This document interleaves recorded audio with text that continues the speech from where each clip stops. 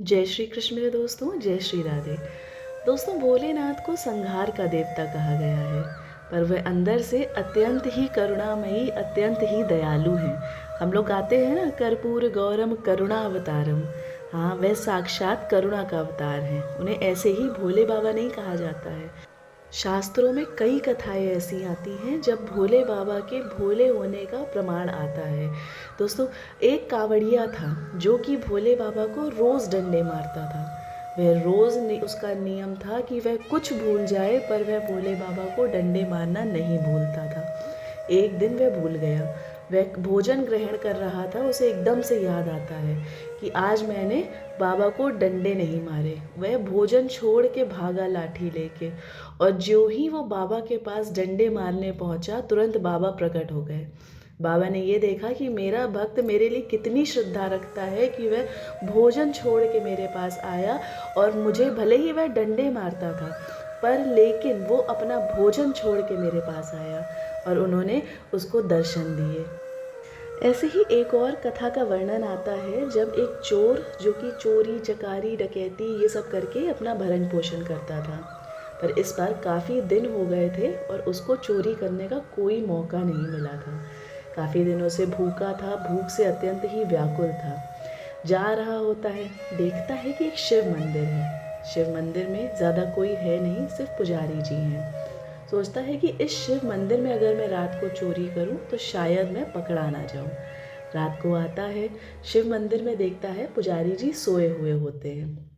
इधर उधर सब जगह देखता है, चोरी करने के लिए सामान ढूंढता है, पर शिव मंदिर में कुछ ज़्यादा होता ही नहीं है जिसे वह चोरी कर पाए। पर एक घंटा होता है। वह घंटा पीतल का होता है, भारी होता है और शिवलिंग के ठीक ऊपर होता है। वह सोचता है कि अगर मैं इस घंटे को भी चुरा लूँ तो भी मैं इसको बेच के ठीक ठाक रकम कमा लूँगा और अपना पेट पाल लूँगा।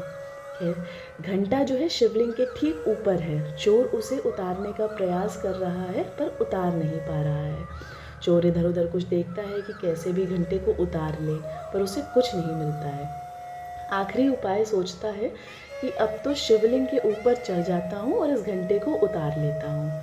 और ज्यों ही वो शिवलिंग पे चढ़ता है, भोले बाबा साक्षात उसके सामने प्रकट हो जाते हैं। चोर सोचता है कि लगता है चोरी पकड़ी गई, पर बाबा उससे कहते हैं कि मांगो भक्त, मुझसे क्या वरदान मांगना है। वह कुछ समझ नहीं पाता है। बाबा उसको समझाते हैं कि मेरे भक्त कोई मुझ पे बेलपत्र, कोई दूध, कोई जल, कोई फूल, कोई चंदन इत्यादि अर्पण करते हैं, पर तुम तो मेरे सच्चे भक्त हो। तुमने मुझे खुद को अर्पण कर दिया। जो भक्त खुद को ही अपने प्रभु पे अर्पण कर दे, वही सच्चा भक्त है। खैर, चोर अपनी बात बताने में कोई भी चोरी नहीं करता है। वह प्रभु को बताता है कि नहीं, मैं कोई भक्त नहीं हूँ, मैं एक चोर हूँ, और मैं इस घंटे को उतारने के लिए आप पे चढ़ा था। भोले बाबा और प्रसन्न हो जाते हैं। भोले बाबा कहते हैं कि तुम मुझसे मांगो, तुम्हें क्या मांगना है, तुम ही मेरे सच्चे भक्त हो।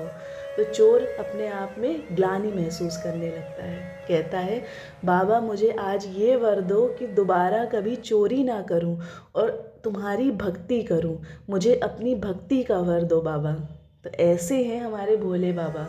उस कांवड़िए को भी उन्होंने अपना भक्त समझा, जो कांवड़िया उन पर रोज़ डंडे मारता था। इस चोर को भी उन्होंने अपना भक्त समझा, जो कि घंटा उतारने के लिए शिवलिंग पे चढ़ गया था।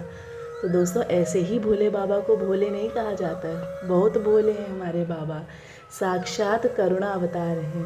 कर्पूर गौरम करुणा अवतारम, श्वेत रंग वाले करुणा का अवतार वाले भोले बाबा। जय हो। जय श्री कृष्ण, जय श्री राधे।